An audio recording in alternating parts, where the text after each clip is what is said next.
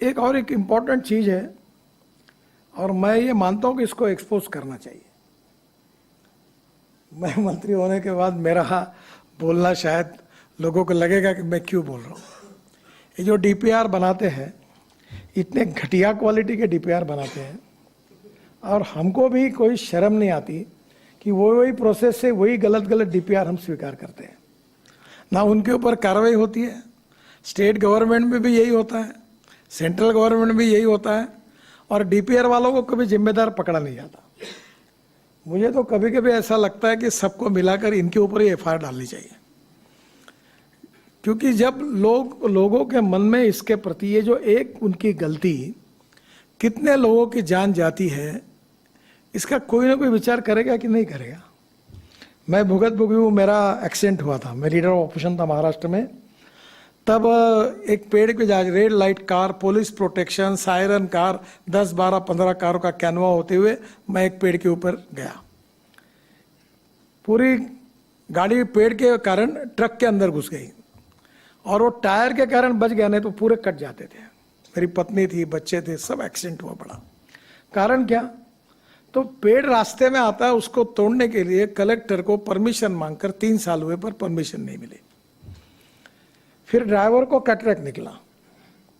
फिर मैंने जब जांच की मेरे पीडब्ल्यू डिपार्टमेंट में, तो 40% ड्राइवर कैटरेक्ट वाले निकले।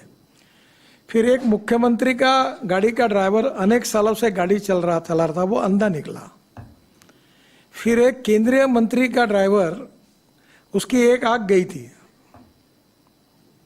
यानी हमारे देश में मेरे समझ में नहीं आता कि इतने सीरियस इश्यू पर कितनी उदासीनता है, और ये मेरे बोलना लोगों के सामने मुझे अच्छा नहीं लगता। और इसलिए स्वाभाविक रूप से फिर कैंप शुरू हुए कैटरेक्ट चेक करने के। टोल नाके पर कैटरेक्ट चेक किया, चश्मे देने की बात हुई। अब हमने ड्राइवर के लिए एसी कैबिन लाई।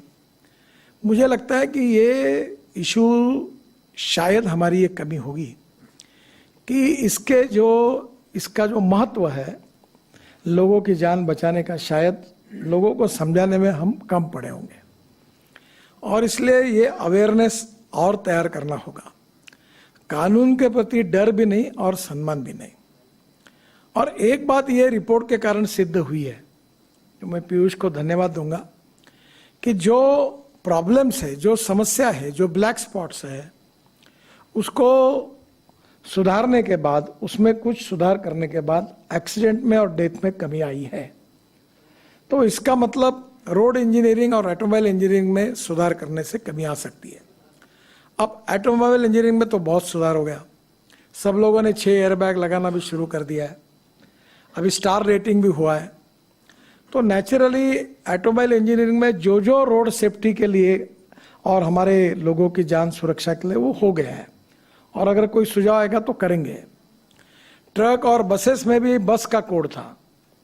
कोई भी हाथोड़ा लेके बस में बैठता था और रोड पर बस बॉडी बनाता था। 6 बार 7 बार मैंने उनको टाइम दिया। अभी हमारे यहाँ समृद्धि महामार्ग पर एक बस आई, जल गई, 50 लोग मर गए। उस दिन मैं इतना गुस्सा हो गया, मैंने बोला सेक्रेटरी जी को कि ये खत्म करो इसको। अब प्रॉब्लम यह है कि बसेस में जब अभी ये जो बड़े कंपनी ने बसेस बनाए, अभी मैंने एक स्लीपर कोच बस बेंगलोर में लॉन्च किया था। ये जो ग्लास दिखती है आपको बड़ी, इस प्रकार से वो पूरी ऐसी जो विंडो थी उसमें बड़ी ग्लास है और उसके बाजू में प्लास्टिक की हथौड़ा है। अगर बस गिर गई तो हथौड़े से वो तोड़कर वो बाहर आ सकते हैं। ये भी सुविधा ये अभी बस में नहीं थी।